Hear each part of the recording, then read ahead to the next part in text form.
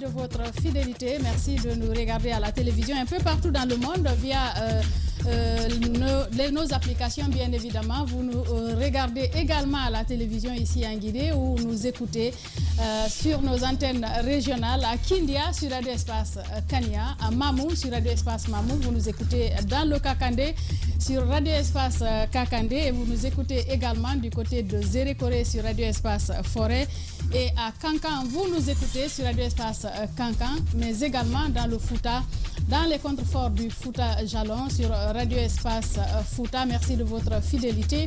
Nous en parlions à l'entame de cette émission. Nous partons à présent avec notre invité ici en studio, bien évidemment.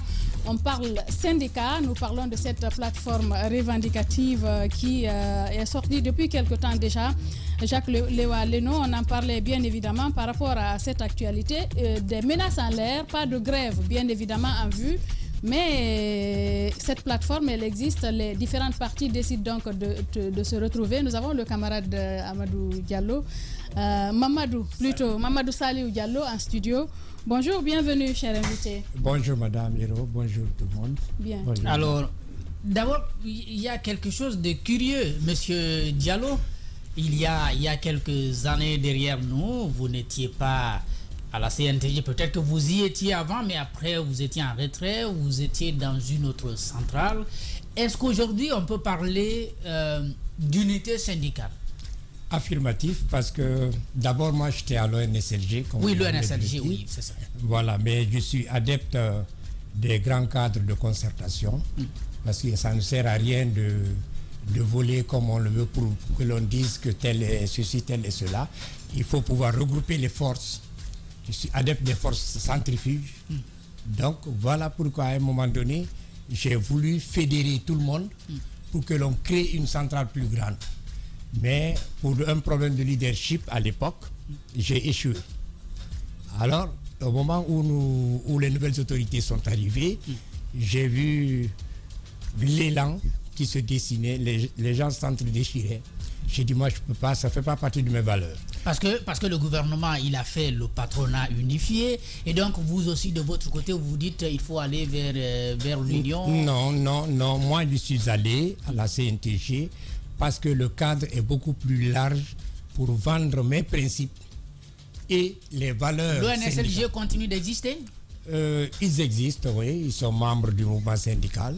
Et je n'ai plus d'informations depuis que j'ai quitté, sauf que nous nous rencontrons à la Bourse du Travail pour certains travaux. C'est donc M. Diallo qui est parti, l'ONSLG est resté. On n'est donc pas dans le cadre d'une unité syndicale absolue, puisque même à l'USTG, les mêmes problèmes laissés par le gouvernement Alpha restent toujours. Voilà, il ne peut pas avoir unité syndicale absolue pour des raisons. Vous savez, c'est un peu lié au principe de la société même. Si nous étions dans un pays révolutionnaire, on pouvait parler de syndicat unique.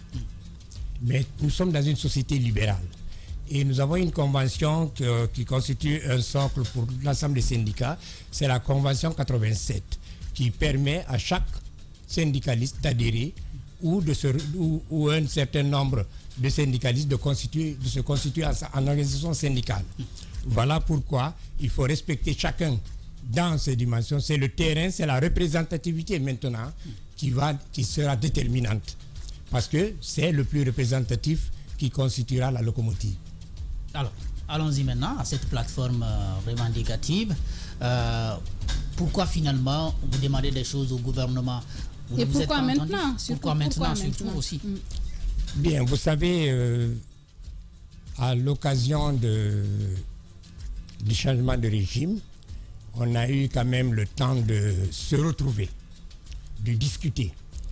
Et le mémorandum qu'on a produit en ce moment était signé déjà par 9 centrales syndicales. Donc on a su qu'il y avait la possibilité de discuter avec tout le monde et de s'entendre et reconstituer un mouvement syndical fort. Parce que on a compris que le pouvoir surfait sur la division syndicale pour pouvoir refuser toute revendication. Et un principe syndical dit que unis, nous sommes plus forts. Ce qui fait que nous avons travaillé d'abord dans le cadre de l'union syndicale. L'année dernière, on avait au 1er mai un mot d'ordre, l'unité d'action syndicale, que nous avons pu réaliser pendant cette année écoulée. Et maintenant, toutes les centrales syndicales se retrouvent à la bourse du travail pour discuter des problèmes du monde du travail et prendre des positions communes. Voilà pourquoi nous avons abouti cette fois-ci à cette plateforme qui unit, de par la défense des intérêts matériels et moraux des travailleurs, l'ensemble des 13 centrales syndicales. Alors, que répondre à ceux qui pensent que cette sortie de cette plateforme est consécutive aux préparatifs du 1er mai, encore pour des subventions, pour des accompagnements de la part du gouvernement? Loin de là, parce que le gouvernement nous doit déjà 5 ans. Et nous avons existé pendant 5 ans. Nous avons toujours fait le 1er mai. Alors, 5 ans de subvention. 5 ans de subvention, on nous doit plus de 5 milliards de francs guinéens, contrairement aux autres organisations où on a payé la société civile, on paye les subventions de la presse, on paye par-ci, par-là. La subvention de syndicale, elle s'élève à combien par an normalement? Dans les conditions normales, elle s'élève à 3 milliards par an. Avec 5 ans, ça fait 15 milliards déjà. On nous doit. Mais, vous savez, quand l'État doit, vous ne pouvez pas prendre l'État et l'amener en prison. C'est lorsqu'un individu vous doit qu'on l'arrête. Donc l'État prend toutes ses dispositions pour refuser de payer 3 des fois. milliards par an. 3 milliards par an. C'est bon d'être syndicaliste. C'est Ça pas dépend. pour rien que les gens se battent et s'éternisent. Ça dépend de ce que vous pensez, parce que si on vous décline les dépenses. De cet argent? Voilà. Si on décline d'abord la clé de répartition, elle doit être en fonction de la représentativité syndicale. Oui. Autrement dit, si vous avez que 1%, vous n'avez rien. Si vous avez au-delà de 20%, vous avez une part. Après ceci, chaque centrale a du personnel. Nous avons des locaux qu'il faut entretenir. Nous avons des travailleurs qu'il faut payer.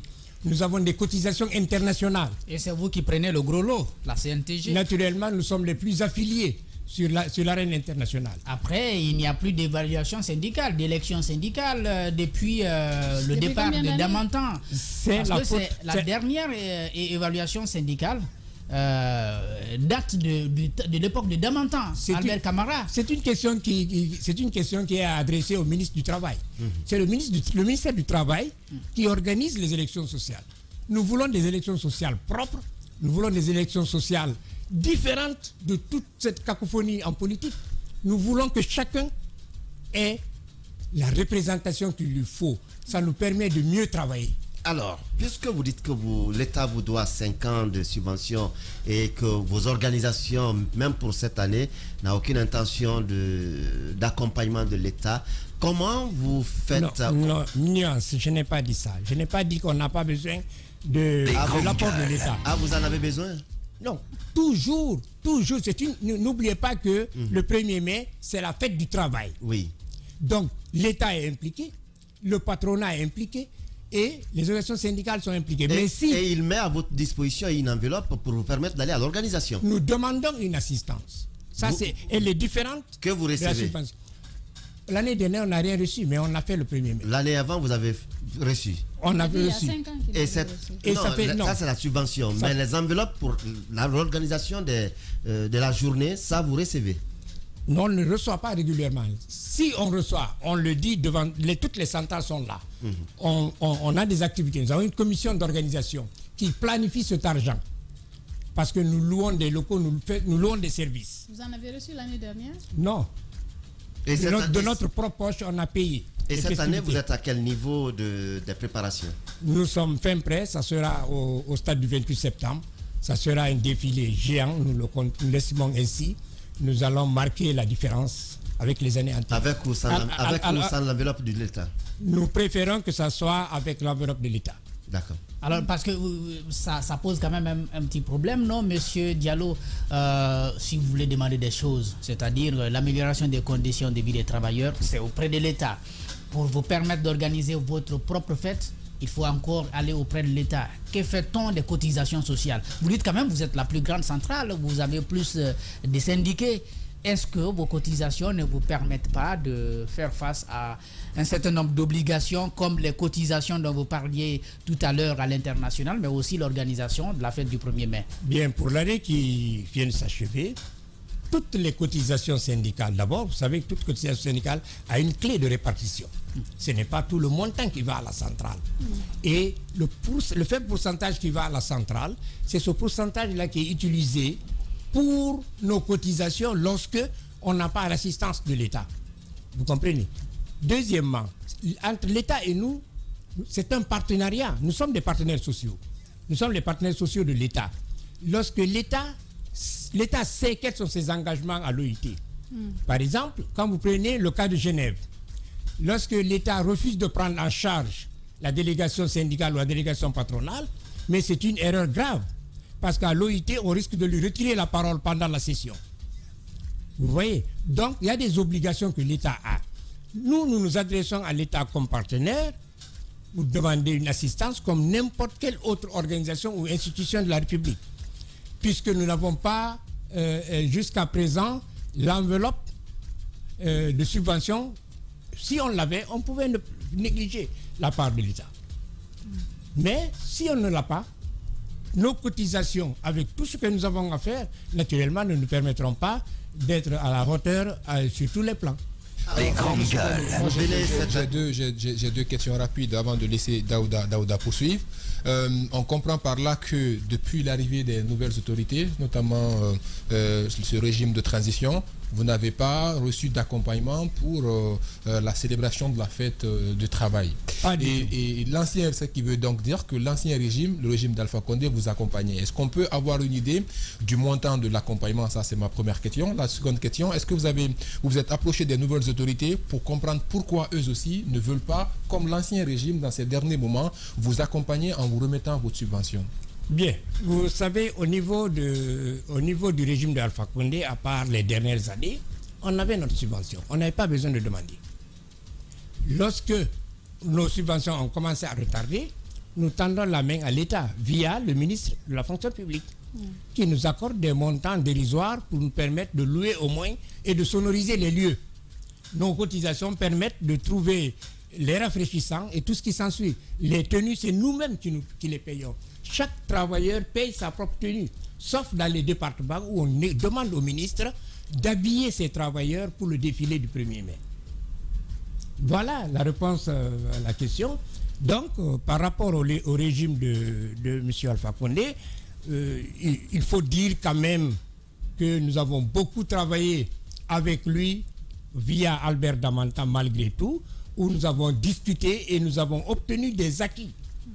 Malheureusement, des acquis que nous sommes en train de perdre aujourd'hui parce que il y a beaucoup non-initiés au phénomène syndical qui surfent et qui effacent nos acquis, peut-être pour nous pousser à la violence, on ne sait pas, mais nous avons dit que chaque chose a son temps. Quels étaient ces acquis-là? D'abord, je crois que l'autre question du montant, là, vous n'avez pas répondu. Je n'ai pas cette réponse-là. Vous ne voulez pas la donner ou bien vous ne l'avez pas? Non, je ne l'ai pas. Je n'ai rien à cacher aux grandes gueules quand je suis là. D'accord. Maintenant, quels sont les acquis? Vous ne connaissez pas le montant? Non, il a demandé l'appui. Quelle est la valeur de l'appui qu'on nous donnait?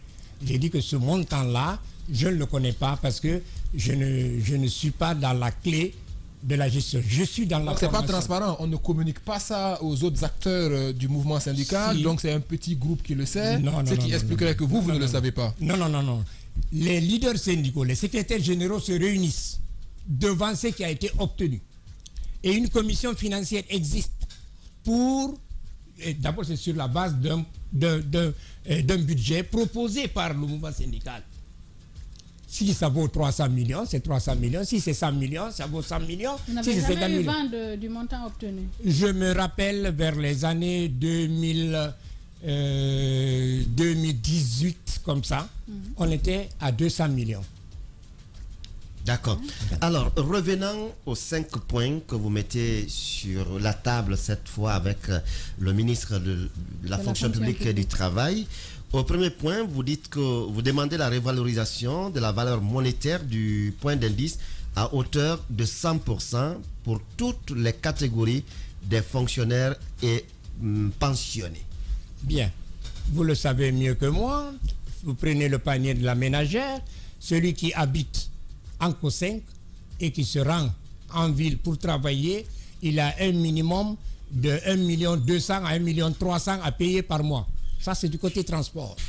Dans un salaire de 2,5 millions. Vous voyez ce qui reste? Et quelle est la famille de 2 ou 3 personnes qui pour manger, n'a pas besoin au minimum 40 000 francs? Et quand vous multipliez 40 000 sur les 30 jours du mois, vous voyez ce que ça fait. Alors, le salaire est déjà fini à ce niveau-là. Les enfants ne doivent pas aller à l'école, ils ne doivent pas payer du transport, il n'y a pas de facture d'eau, il n'y a pas de facture d'électricité. Autrement dit, le panier de la ménagère est insupportable de nos jours. Les grandes gueules. La nécessité de revaloriser d'ailleurs, de revoir entièrement la politique salariale de la République de Guinée s'impose. Et vous pensez que c'est... Mais d'ici là, le 100%, on l'a obtenu dans ce pays. Est-ce que vous voyez? Mais lorsqu'un État ne maîtrise pas le marché, voilà, justement, donc la question, est-ce que la question se situerait donc... Permettez, oui, vous pensez que c'est dû au fait que l'État ne maîtrise pas le marché? L'État ne maîtrise pas le marché. Pas du tout. Pourquoi? Parce que il n'y a aucun système d'inspection de prix. Il n'y a aucune facilité que l'on met à la disposition des commerçants pour les pousser à baisser le prix et que ceci soit contrôlé par après. Parce qu'il ne s'agit pas seulement de dire nous avons baissé. Donc c'est toute une politique à monter. Est-ce que vous voyez? Et l'État a autre chat à fouetter. Est-ce que vous en avez fait la proposition, par exemple? À plusieurs reprises dans le temps. Mais vous savez, le problème, les fonctionnaires, les hauts fonctionnaires de l'État, lorsque vous posez le problème, ils sont les premiers à combattre. C'est lorsqu'ils se retrouvent de l'autre côté. Je prends l'exemple des retraités. Hier, vous étiez comme nous, demain, nous serons comme vous. J'ai parlé à un directeur national qui s'opposait à l'augmentation de l'indice salarial. J'ai dit, est-ce que tu sais que c'est avec ça que tu dois aller à la retraite? C'est le 3e point de la plateforme d'ailleurs, n'est-ce pas? Non, loin de là, c'est pour renchérir ce que le camarade Daoud a dit. Excusez-moi. Donc, le monsieur s'opposait à ça. Et quand il est parti à la retraite, lui qui était habitué à de gros montants et tout ce qui s'ensuit, il se retrouve avec combien? 1,5 million à la fin, à la pension mensuelle. Ouais, le compte bancaire est bien garni en ce moment. Oui, mais c'est psychologique, ça le frappe psychologiquement. Imaginez-vous quelqu'un qui a l'habitude de ramasser 10 millions à la fin du mois parce qu'il est directeur de ceci, il a le carburant et tout ce qui s'ensuit, et maintenant il doit seulement aller prendre 1,5 million, et quand les cadres de la sécurité sociale l'offrent toute la possibilité d'être sous l'ombre avant de recevoir son argent. Est-ce que vous comprenez? Donc voilà la situation qui se pose. Il y a nécessité aujourd'hui pour non seulement la paix sociale, mais l'équilibre social lui-même. Quand un père de famille ne peut plus nourrir ses enfants, vous pensez qu'il peut les éduquer? Alors quand vous dites il faut augmenter à 100%, il s'agit bien de la valeur monétaire. La valeur du point d'indice. Le point d'indice. Alors c'est à combien aujourd'hui? Il y a 977 pour les autres professions et 1030 pour les enseignants et la santé. Maintenant, quand vous prenez 1030 francs guinéens, multiplié par votre indice, à supposer tout ce flot de jeunes cadres qui viennent d'être envoyés, par exemple, dans la fonction publique, il va commencer au grade d'un échelon 1, quelle que soit la hiérarchie, il va se retrouver avec peut-être 1,2 million, 1,3 million. Au bout du rouleau, il va dire, mais écoute, ma copine qui est secrétaire quelque part là, elle a 5 millions, elle a 6 millions à la fin du mois. Celui qui est journaliste là-bas, il a 10 millions. Qu'est-ce qui va se passer? Ce pourquoi il s'est fait recruter ne marchera jamais. Voilà le problème. Alors, toujours sur le premier point, vous demandez également la majoration des indemnités de logement et de transport de 500 000 francs guinéens chacun. Oui. Aujourd'hui, c'est à combien? Aujourd'hui, c'est à 140 000. Transport? Oui, transport 140 000, logement 120 000, quelque chose comme ça. Je n'ai pas exactement le chiffre.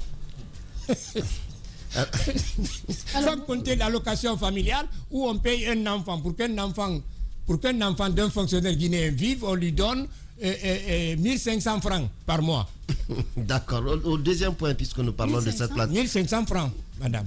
De cette plateforme revendicative, monsieur Diallo, camarade Diallo, vous exigez également des négociations internes dans les secteurs privés et mixtes permettant une valorisation du salaire de base à hauteur de 70% et le respect de la décision numéro 2022 du ministère du Travail. 221, oui. 221. Alors, lorsque vous parlez de... Qu'est-ce qui n'a pas marché dans le respect de cette décision? Bon, vous savez, chez nous, nous sommes spécialistes. On signe tout. Mais rien n'est appliqué. Rien n'est suivi. Voilà, on prend des engagements. C'est bon, la danse cesse. Mais il faut l'appliquer. Oui. Et si on ne l'applique pas, on rejette le problème devant. On va le rattraper devant et encore c'est un autre problème à gérer. Oui, mais là, vous avez été, par exemple, reçu par le ministre de la fonction publique justement pour discuter de cette plateforme. Qu'est-ce qu'il en a? Non, c'est la transmission. C'est la transmission qui a eu lieu. Donc il n'y a pas eu de discussion d'abord. Vous lui avez d'abord. juste remis officiellement la plateforme revendicative. C'est ça. Et nous apprenons qu'une rencontre est prévue bientôt, au mois de mai. Qu'en est-il? Nous attendons l'invitation officielle pour qu'on puisse se rendre autour de la table. Vous parlez aussi des cartes grises et des permis de conduire. Oui. Bien, j'espère peut-être que vous avez réussi à changer vos permis de conduire et les cartes grises de vos véhicules. Pourquoi vous pensez que... Non, je dis, je suppose. D'accord? Parce que de toute façon, je vois beaucoup de figures luisantes devant moi. C'est de la crème. C'est de la crème. D'accord. Mais moi qui suis là, j'ai envie vraiment de changer mon permis. J'ai envie de changer la carte grise de ma petite Tof-Tof. Vous comprenez? Je n'y arrive pas. Parce qu'à chaque fois que j'ai un montant, il y a des priorités à la maison qui ne me permettent pas d'envoyer ça pour changer mon permis. Je risque de ne plus conduire que d'être devant une situation où les enfants sont là, ils me réclament, je ne peux rien.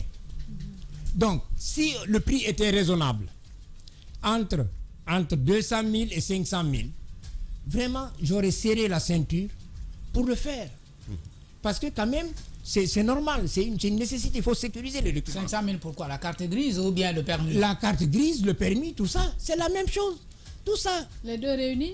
Non, même si ce n'est pas les deux réunis, mais j'allais programmer. Le premier trimestre, là, je change, comment dirais-je, le permis. Et le deuxième trimestre, je vais changer parce qu'il faut économiser pour le faire.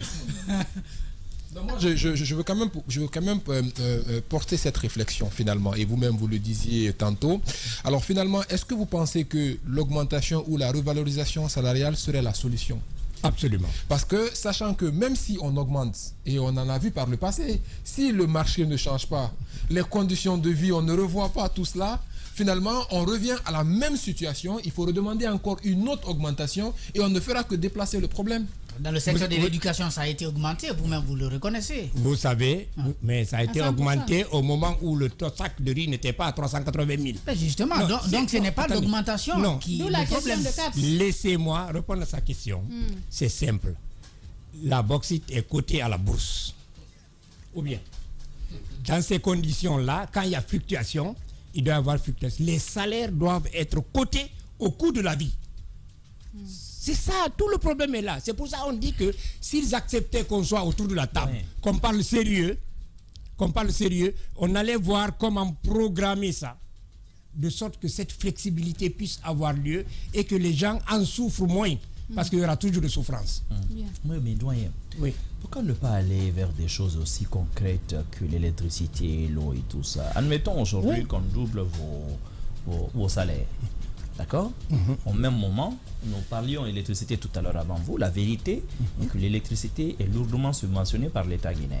Mais si l'État aussi disait, bon, on va aligner les prix à ce niveau-là, vous pensez que les salaires suffiraient à payer toutes les factures santé, électricité, eau et tout ça? Vous savez, et sans maîtriser aussi les prix des différents denrées sur le marché? Nous sommes adeptes de la vérité des prix. Il faut que les gens sachent que si j'ai besoin de ça, il faut que je paye son prix. Mais vous venez, pour le permis et la carte grise, vous venez de demander à l'État de baisser. Hein? Absolument, parce que... Vous connaissez le prix de ces mêmes documents à Dakar, ici, en Côte d'Ivoire ou ailleurs, par rapport à la Guinée? J'ai fait toute la sous-région. Et peut-être, je peux dire, une bonne partie du monde. Vous comprenez? Je vous dis que si vous convertissez... Je prends l'exemple de la carte biométrique d'identité. Au Sénégal, la carte d'identité, le recensement a été fait.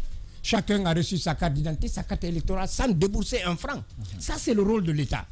Si l'État voulait savoir, l'État voulait changer l'identité, plutôt les cartes d'identité de tout le monde, l'État en fait un programme, il est assisté par des bailleurs. Mais là, on parle de permis de conduire qui vous profite à vous. Je reviens à l'électricité. Et de carte grise. C'est pas tout le monde qui est concerné par la carte grise. Je reviens à tout le monde ne s'achète pas une voiture. Vous achetez une voiture parce que vous avez les moyens de la carburer, de l'entretenir et d'avoir les documents. Je suis d'accord. Voilà pourquoi je dis, est-ce que tous tes salaires, au même moment vous demandez la hausse des salaires, au même moment vous exigez que les autres services, les coûts baissent. C'est ça en fait la question. Vous voulez me dire que l'État compte sur les permis pour payer les travailleurs? Non, pas forcément, mais s'il enlève quelque part, pour payer à votre place, non, si vous demandez à ce que ce soit baissé à 500 000, je réponds à votre question. Si ça baisse, si ça doit baisser à 500 000, qui va payer le gap? Parce que c'est quand même une entreprise étrangère. Là. Nous sommes prêts à montrer à l'État, au système financier guinéen, là où il y a de l'argent. On l'a fait une fois, ils le savent. On sait là où il y a l'argent, on est prêt à toucher du doigt pour que la clé de répartition soit... c'est nous qui créons les richesses. Mais c'est nous les travailleurs. Il faut attendre des revendications, des moments de ce genre pour proposer à l'État. D'abord, vous êtes des fonctionnaires. Pourquoi, par exemple, au sein même de vos entités, vous n'indiquez pas déjà à l'État? Pourquoi vous ne faites pas en sorte que l'administration soit plus performante? Mais vous dites non, si vous nous accordez ce que nous vous demandons dans le cadre de négociations syndicales, on va vous indiquer où se trouve l'argent. Alors qu'au quotidien, c'est aussi vous, l'État. Je vous donne un exemple pour vous dire que nous le faisons. Un exemple terre à terre. Lorsqu'il a fallu faire le recensement des fonctionnaires par rapport à la date de naissance, moi j'ai eu à proposer au cadre de la fonction, j'ai dit mais tout ça là, vous perdez du temps. Chacun a fait une école de formation. Si vous voulez savoir quelle est la date de naissance de chaque fonctionnaire, mais demandez-lui où il a fait ses études, ses dernières études. Et prenez ces renseignements-là. Vous saurez si il a changé de date de naissance ou pas. Est-ce que vous comprenez? Et par conséquent, s'il a changé de date de naissance, s'il doit à l'État, les indus, là, il faut les payer. Parce que celui qui a empoché un salaire indûment, il doit le rembourser, quel que soit le nombre d'années. Je reviens à l'électricité, mon cher Mara. Moi, je sais, parce que j'ai fait un peu le Sénégal, la facture d'électricité qui s'élève à 13 000, 14 000 francs CFA, parce que j'avais un frigo, j'ai une cuisinière et les ampoules, et un fer à repasser. Quand je convertis ça en francs guinéens, ce qu'on me demande de payer... Ça, c'était en quelle année? Ça, c'est en 2015. Aujourd'hui, allez voir les factures d'électricité à Dakar. Je suis d'accord, mais à Abidjan, encore mieux. Je dis ce que je sais, ce que je connais, ce que j'ai vécu. 10 ans après, allez voir. Des grandes gueules. Donc, ce qu'on me demande de payer ici, c'est sensiblement la même chose. Donc, je suis encore de la même manière où j'ai payé ça au Sénégal. Il y a 10 ans, c'est ce qu'on vous répercute aujourd'hui. Oui, non. Je suis prêt à payer ça à Guinée. La différence, c'est la charge en consommation. Est-ce que c'est la même charge en consommation que vous avez ici aujourd'hui actuellement? Là-bas, vous étiez peut-être seul. Là, ici, vous avez toute votre famille. 10 ans après, vous payez la même chose en Guinée. Vous ne trouvez pas que quelque part, l'État aussi supporte? Est-ce que j'ai les mêmes appareils? Est-ce que j'ai la possibilité d'avoir les mêmes appareils ici? Je vais vous dire quelque chose. C'est-à-dire clairement, vous comprenez, la consommation du courant, c'est un problème de gestion interne familiale. Est-ce que quand vous laissez votre ampoule toute la journée, eh bien vous devez payer ça. Ça, c'est quand il y a des compteurs. Oui, quand il y a bien sûr, mais l'inconvénient aussi du forfait... C'est ce qu'on appelle bypass. L'inconvénient du forfait aussi, c'est quoi? C'est que c'est à la tête du client. On ne fixe pas un barème. On vient, on regarde, il y a des fleurs devant votre porte. On dit, bon, lui, il est riche. On met 800 000. Quand on met 800 000, là, quel que soit le débat, là-bas, on vous dira de payer ça d'abord. C'est une très mauvaise manière de gérer. On est devant un problème de gestion. On gère très mal. Alors, doyen, pour terminer, on est pris par le temps malheureusement. À quoi faut-il s'attendre? Après, peut-être, vous dites que vous attendez l'invitation. Au cas où si l'invitation ne venait pas, à quoi faut-il s'attendre? Bien, nous espérons que l'État est un partenaire. Et nous lui donnons un crédit, un partenaire responsable. Il va nous appeler. Nous allons mettre tout sur la table, sans a priori, et nous allons discuter. Mais si il s'arc-boute, on voit qu'il y a un manque de volonté politique d'aller à la résolution des problèmes nationaux. Là, en ce moment, nous avons aussi notre stratégie que nous mettrons en marche. Bien, Mamadou Saliou Diallo, premier secrétaire chargé de l'éducation, la formation et la recherche à la CNTG. En tout cas, merci d'avoir accepté notre invitation ce matin. À moi de vous remercier. Bien, les grandes gueules se poursuivent dans un instant sur Radio Espace Guinée et sur Espace TV.